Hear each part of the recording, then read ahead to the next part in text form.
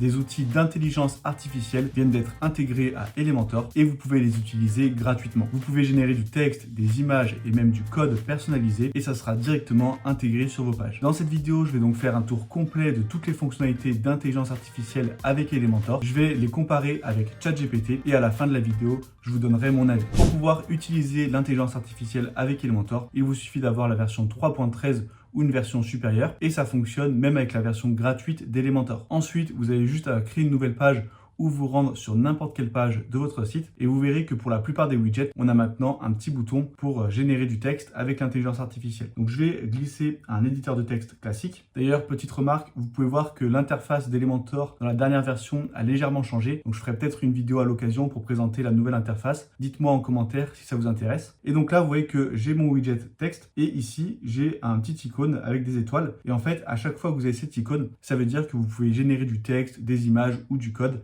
avec de l'IA. Je vais cliquer dessus et là, on a des prompts qui sont suggérés. Les prompts, vous allez être familier avec ça si vous utilisez ChatGPT. C'est tout simplement des indications qu'on va donner à l'intelligence artificielle. Et comme pour ChatGPT, c'est important d'être le plus précis possible à chaque fois et de donner un maximum de contexte pour obtenir les meilleurs résultats possibles. Là, dans les exemples, vous voyez que c'est en anglais, donc le texte va être généré en anglais, mais vous pouvez directement écrire un prompt en français et vous obtiendrez du texte en français. Dans les exemples, on a une description produit, un article de blog, une section à propos, créer quelques phrases pour inviter un visiteur à faire quelque chose, donc une section d'appel à l'action. Et ici, on a un petit texte pour un formulaire. Moi, je vais partir de zéro et au lieu de lui dire de rédiger un article de blog complet, je vais d'abord lui dire de rédiger un plan. Ça, c'est ce que je conseillais de faire sur ChatGPT dans ma vidéo où je vous montrais comment l'utiliser. Et bien là, on va suivre les mêmes étapes. On va d'abord rédiger un plan et à partir de ce plan, on pourra rédiger le texte complet. Sinon, ça risque d'être pas très pertinent. Je lui dis écris un plan pour un article de blog optimisé en SEO sur les bienfaits de la méditation.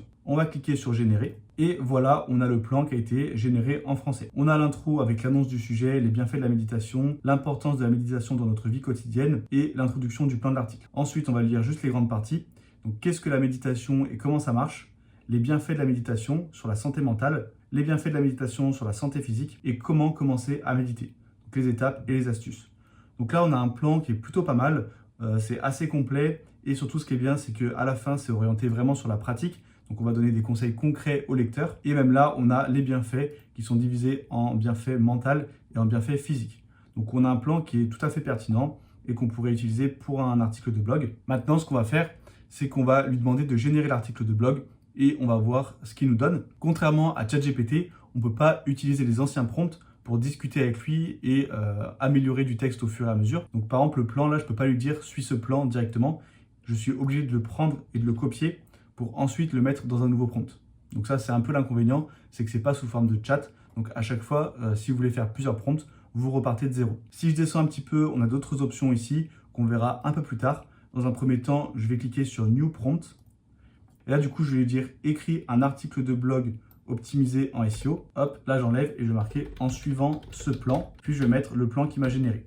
Donc, jamais testé. On va voir s'il arrive à le prendre en compte, si le prompt n'est pas trop long. Et je vais faire « Générer ». J'ai essayé 2-3 fois et à chaque fois, j'ai cette erreur. Donc, je pense que le prompt est trop long. On arrive à la première limitation, c'est qu'on ne peut pas faire vraiment des prompts très précis. Ce que je vais faire, c'est que je vais reprendre le plan et je vais mettre uniquement les grandes parties. Voilà, en ayant mis uniquement les grandes parties, cette fois, ça a fonctionné. Mais on peut voir que l'article de blog est très court. On ne peut pas l'exploiter comme ça. Je vous laisserai mettre pause si vous voulez lire. Mais il a bien repris mes parties, sauf qu'à chaque fois, il a fait un tout petit paragraphe. Donc ça n'irait pas. Et c'est là que les options d'en dessous vont être intéressantes. C'est que si on a un texte qui ne nous convient pas vraiment, eh bien on a différentes options pour pouvoir le modifier directement. Ici, on a un bouton pour simplifier le langage. Parfois, l'IA va mettre des mots qu'on n'utilise pas du tout dans la vie courante. Donc ça peut être une option intéressante. Ensuite, on va pouvoir rallonger le texte ou bien le raccourcir. Ça, pareil, ça peut être utile, notamment dans mon cas. Vu que mon article de blog est trop court, eh bien, on va tester ensuite de le rallonger. Et ici, on a une option pour corriger la grammaire, au cas où si on a des phrases qui sont mal construites. Ensuite, dans cette liste déroulante, on va pouvoir sélectionner un ton. Les tons qu'on va utiliser le plus souvent, ça va être motivationnel, friendly et pourquoi pas professionnel. Mais vous voyez qu'on en a vraiment plein. Et ici, on va pouvoir traduire dans plusieurs langues. Moi, ce que je vais faire dans un premier temps, c'est que je vais rallonger le texte. Et là, le texte est légèrement plus long, mais ça reste trop court pour un article de blog. Par contre, la structure des phrases et la rédaction est pas mal. C'est assez basique, c'est ce qu'on verrait sur la plupart des sites. Je vais lire juste le début. La méditation est en effet une pratique ancienne et hautement recommandée pour ceux qui souhaitent se recentrer, se détendre et atteindre un état de tranquillité intérieure. Cette technique de relaxation mentale est très efficace pour calmer l'esprit et développer la concentration. Donc vous voyez que la structure des phrases est pas mal du tout. On pourrait reprendre ça par exemple pour une intro. Ensuite, si je change le ton, on va voir ce que ça nous donne. Je vais essayer de prendre un ton qui change vraiment pour qu'on puisse voir la différence. On va mettre par exemple scientifique. Et là, vous voyez que malheureusement, ça me change la langue. Donc là, je suis obligé de repasser à chaque fois en français. Et là, le texte a légèrement changé, mais c'est pas vraiment flagrant. Je vous inviterai à tester de votre côté, de changer le ton d'un texte pour voir si vous voyez vraiment des gros changements. Là, on va rester sur ça. Et si le résultat vous convient, vous avez juste à cliquer ici sur le bouton « Utiliser le texte ». Et là, vous voyez que c'est directement intégré dans l'éditeur de texte. Ensuite, bien sûr, vous pouvez revenir dessus en cliquant sur le bouton. Ça va reprendre le texte et là, vous pouvez encore faire des modifications. On va maintenant tenter de faire une section à propos.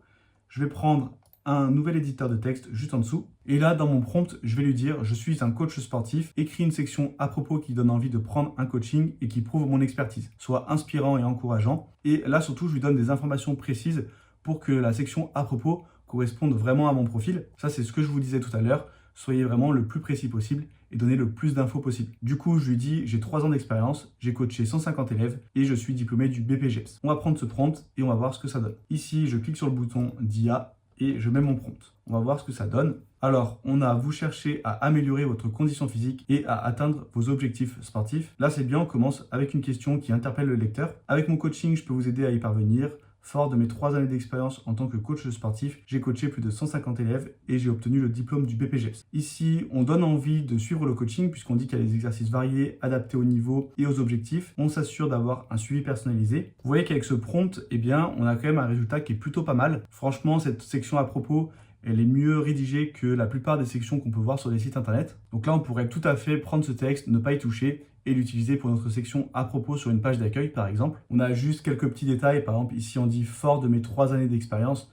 Bon ça va, ça passe, mais dans le langage courant on n'utiliserait pas trop cette formulation. Mais par contre ce qui est bien c'est qu'il s'adresse vraiment au lecteur en utilisant à chaque fois vos ou vous. Donc plutôt que parler de lui, il parle vraiment du lecteur et ça c'est vraiment très important. Je vais cliquer ici sur utiliser le texte et comme ça on va se le mettre de côté et on va comparer avec ChatGPT. Dans un premier temps, on va faire le plan pour l'article de blog. Je fais entrer. Pour ce qui est du plan, ça ressemble beaucoup à ce qu'on avait avec Elementor IA. On a les bienfaits physiques, les bienfaits mentaux. Ensuite, il nous a ajouté les bienfaits relationnels et ensuite des conseils pratiques pour commencer la méditation. Donc là, vous voyez que c'est vraiment très ressemblant. Mais l'avantage de ChatGPT, c'est que maintenant, vu que c'est sous forme de chat, eh bien, je pourrais très bien lui dire rédige la partie 1, puis rédige la partie 2, rédige la partie 3, etc.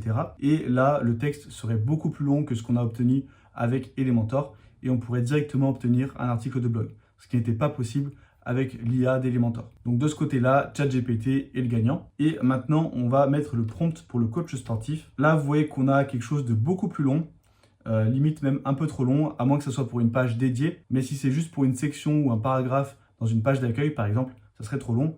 Après là, vous voyez que le prompt, j'ai pas été très précis. Peut-être que lui, il a cru que c'était pour une page complète. Pour ce qui est de l'accroche, on a bienvenue, je suis Enzo, un coach sportif passionné et certifié qui se consacre à vous aider à atteindre vos objectifs de remise en forme et à transformer votre vie de manière positive. Donc là, c'est un peu pompeux et c'est pas très spécifique. Je préférais limite l'accroche ici avec une question. Après, ce qui est bien ici, c'est qu'on a le prénom et là, ça crée directement un lien avec le lecteur puisqu'on voit que vous êtes un humain, c'est pas juste un site internet, il y a un humain derrière. Donc ça, c'est très bien. Ici, il reprend les 150 élèves satisfaits. Il reprend également le BPGEPS. Donc ça apporte de la crédibilité. Là, on va dire que c'est à peu près équivalent avec les résultats d'Elementor. Les deux textes sont bien et on pourrait les utiliser tels quels sur un site. Pour qu'on puisse bien comparer, je lui ai dit de le faire en plus court, en une dizaine de lignes. Et là, je trouve que le texte est moins bon que le texte généré avec Elementor. Dans Elementor, on était vraiment tourné vers le lecteur. On lui expliquait vraiment qu'on allait l'aider lui à atteindre ses objectifs. Alors que là, je trouve qu'il parle beaucoup de lui-même. Mais là, ce qui est bien, c'est qu'on termine avec un appel à l'action qui est plus précis que l'appel à l'action avec Elementor. Ici, vous voyez qu'on a juste « Rejoignez-moi pour une expérience de coaching sportif inoubliable ». Bon, c'est pas terrible, c'est un peu trop bateau et un peu trop généraliste. Et surtout, rejoignez-moi, on comprend pas trop comment. Alors que là, on a juste contactez-moi. Donc là, c'est très clair, c'est juste qu'on doit envoyer un message. Donc en dessous, on pourrait mettre un bouton me contacter. Et là, je viens de tester avec le modèle GPT-4, donc la version payante de ChatGPT. Et par contre, là, on voit vraiment la différence. Le texte est vraiment d'une meilleure qualité. On commence par une question. Ici, on se présente et je trouve que c'est un peu mieux formulé que les textes précédents. Donc si vous avez la version payante de ChatGPT, la qualité de texte sera vraiment meilleure qu'avec Elementor. On va maintenant découvrir la génération d'images, un peu comme Midjourney. Et bien avec Elementor, vous allez pouvoir générer des images grâce à un prompt. Il vous suffit de glisser un widget image et même vous pouvez le faire de partout où normalement vous avez des images. Par exemple pour l'arrière-plan d'une section ou d'une colonne, c'est pas forcément dans un widget. Ici vous voyez qu'on a le même bouton que pour le texte pour créer avec l'intelligence artificielle. Je clique dessus. Là on a quelques images qui ont été générées par la communauté. Et ici, je peux écrire mon prompt. Ici, ce qui est intéressant, c'est que contrairement à Midjourney, vous pouvez taper le prompt en français. Par exemple, un freelance travaille sur l'ordinateur. Dans le style, vous avez photographique, qui sera un style plutôt réaliste. Ensuite, ici, vous pouvez passer à background. Donc là, ça va être des images avec des formes abstraites, des dégradés ou bien des motifs répétitifs pour pouvoir l'utiliser en arrière-plan. On a art digital qui correspond dans la plupart du temps à des illustrations. Ensuite, on a fait à la main. Donc là, c'est plutôt des dessins. Et pour finir, 3D. Vous pouvez choisir le style qui vous plaît le plus. Moi, je vais rester sur photographique. Ensuite, on a le style paysage, macro, portrait ou exposition longue. Donc ça, c'est des styles de photos. Paysage ou portrait, ça va tout simplement être le format de l'image. Ensuite, on a macro. Ça va être des photos très zoomées. Par exemple, ici, la fleur, eh bien, c'est une photo prise en macro ou bien la toile d'araignée. Et exposition longue, c'est ce qu'on peut voir par exemple des fois avec des rues de nuit ou bien des cascades. Par exemple comme ceci. Là en fait ça a été une exposition longue. Ça veut dire que l'objectif de la caméra a été ouvert pendant longtemps. Il a capté toute la lumière et ensuite il a fait en une photo. Au lieu de voir des voitures qui défilent, eh bien on va voir juste les lumières. Si je tape sur Google exposition longue, cascade, vous allez voir que même avec de l'eau, on peut faire ça. Vous voyez que ça fait comme ça un petit effet de flou sur l'eau qui coule. Moi, je vais rester sur None. Et ici, on a le ratio de l'image. Donc là, je ne sais pas pourquoi ils ont mis le ratio dans style, mais aussi ici. Mais dans tous les cas, vous pouvez choisir. Donc on a carré, ensuite on a paysage en 3/2, 4 tiers, 16 neuvième et portrait. Moi, je vais me mettre en 16 neuvième pour avoir une grande illustration. Et je vais faire générer une image. Et voilà le résultat. Là, vous voyez qu'on a vraiment un aspect cartoon sur les 3 premières. Pourtant, on a bien sélectionné photographique. Vous voyez que ça ne fonctionne pas tout le temps. Et la dernière, on a un style un peu plus réaliste. Ce que je vais faire, c'est que je vais ajouter dans un style réaliste pour voir s'il me le prend en compte plutôt que l'image type. Et je vais faire générer à nouveau. Il ne m'a pas pris en compte ici dans le prompt style réaliste. Par contre, on a cette image qui est plutôt pas mal.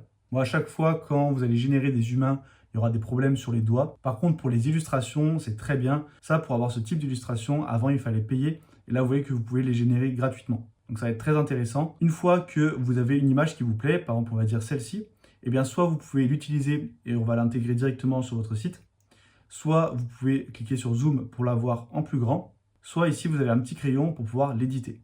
On va cliquer dessus et là, on va avoir de nouvelles options. On a une option pour agrandir l'image. Générative Fill, ça va être pour ajouter un élément sur la photo. Donc, un peu comme ce qu'a fait Photoshop récemment. Je ne sais pas si vous en avez entendu parler. Mais en gros, vous allez pouvoir sélectionner une zone de la photo et lui dire ce que vous voulez ajouter. Ensuite, Resize, c'est pour améliorer la résolution de la photo. Et Variation, eh bien, c'est pour faire des petites variantes de cette image. On va tester ces différentes options. On va faire par exemple étendre. Vous voyez que là, hop, si je me mets à 0,8 par exemple, eh bien, il va m'ajouter du contexte autour. Soit vous pouvez spécifier dans un prompt ce que vous voulez ajouter autour, soit si vous mettez rien, eh bien, ça va juste étendre l'image. Donc, je vais faire Generate. Et là, du coup, il m'a bien étendu l'image. Il m'a ajouté là la fenêtre et il a continué un peu le personnage. Je vais faire Retour et on va tester Generative Fill. Donc, de mon expérience, ça ne marche pas vraiment très bien, mais je vais tester juste pour vous montrer. Je ne sais pas ce qu'on pourrait ajouter. Par exemple, ici, une bouteille d'eau. Hop, je vais faire Retour et je vais plutôt sélectionner un pinceau fin. Tac. Et ici, on va mettre hop, une bouteille d'eau. Là, vous voyez que c'est uniquement en anglais qu'on peut marquer. Donc, je vais marquer Bottle of Water et je vais faire Generate. Et là, vous voyez qu'il ne m'a rien ajouté du tout. On peut essayer autre chose, peut-être hop, ici de supprimer la lampe par exemple. Donc, je vais la sélectionner, tac, et je vais mettre Delete Spotlight. Bon, je ne sais pas si c'est vraiment le bon nom. Il faut vraiment sélectionner toute la zone. Au lieu d'entourer la zone comme avec Photoshop, il faut vraiment colorier la zone. Tac, donc là, hop, je vais vraiment tout colorier et je vais recommencer. Et vous voyez que ça me fait vraiment n'importe quoi. Donc bon, cette fonctionnalité, je pense que pour l'instant, elle n'est pas au point. Vous pouvez la tester de votre côté. Je vais faire retour.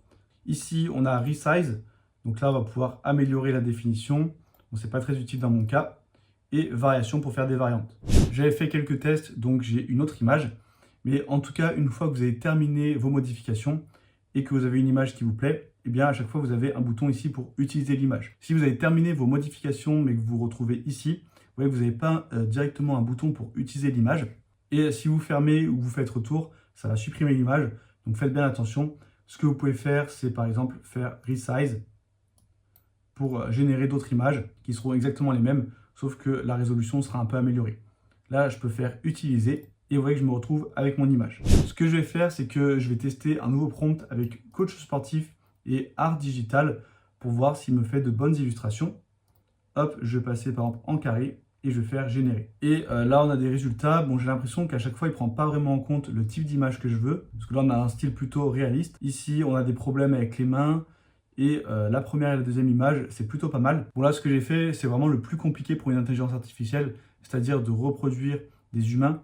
Mais si vous faites du paysage ou quelque chose comme ça sera beaucoup mieux. Par exemple, montagne avec un lac, ça sera beaucoup plus simple pour une IA de le générer. Par contre, si on le compare à Midjourney, notamment avec la version 5 qui vient de sortir, il n'y a pas photo. Midjourney est vraiment largement supérieur. C'est des photos avec beaucoup plus de détails, beaucoup plus réalistes et que vous pourrez utiliser sans problème sur votre site. Tandis que là, c'est un peu plus compliqué de les utiliser. Vous voyez que même pour des montagnes, eh bien, il y a quand même quelques confusions. On a celle-ci par contre qui est vraiment pas mal. Celle-ci, je pourrais l'utiliser, même si ça ne fait pas vraiment réaliste. Ça peut faire un style original pour mon site avec que des images dans ce style. Mais bon, il y a quand même besoin d'amélioration. On va maintenant passer à la génération de code pour chaque widget quand vous avez la version pro. Si vous allez dans l'onglet avancé, vous avez ici un onglet Custom CSS où vous pouvez ajouter du code CSS qui va s'appliquer au widget en question. Donc ce qu'on va faire ici, c'est qu'on va essayer d'ajouter une flèche au survol, comme j'ai ici sur ma page d'accueil. Vous voyez que quand je survole, j'ai une flèche et j'ai le bouton qui s'agrandit légèrement. Donc ça, j'en avais fait une vidéo où je vous montrais comment faire simplement avec du CSS. Eh bien, on va voir si on peut le reproduire avec l'intelligence artificielle. Je clique encore une fois sur le bouton. Ici, on a des suggestions de code CSS. Ici, on a au survol animé en grossissant de 20% et en faisant une rotation de 10 degrés. Ici, pour ajouter un demi-cercle au survol, rendre le texte multicolore et avec une animation et ajouter une ombre 3D. Vous voyez qu'on a des exemples qui sont plutôt pas mal. Moi, je vais directement lui demander d'ajouter une flèche au survol. Donc, je lui dis ajouter une flèche vers la droite, à droite du texte au survol, avec animation d'apparition en fondu de 0,5 secondes.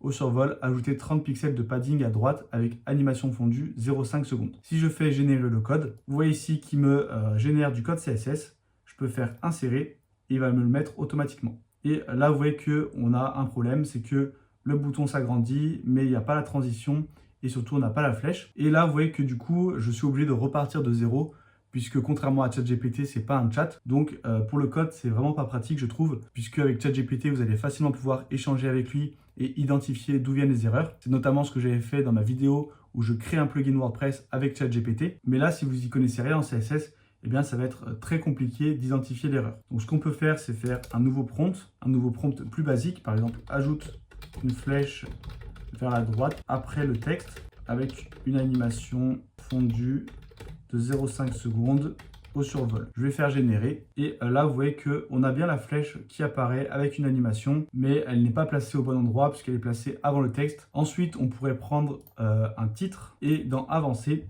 eh bien, on pourrait ajouter un effet de soulignement, par exemple. Je vais dire ajoute un effet de soulignement de la gauche vers la droite avec une transition de 0,5 secondes et on va ajouter en couleur rouge. Donc, vous voyez qu'il faut être vraiment très précis pour avoir exactement ce qu'on veut.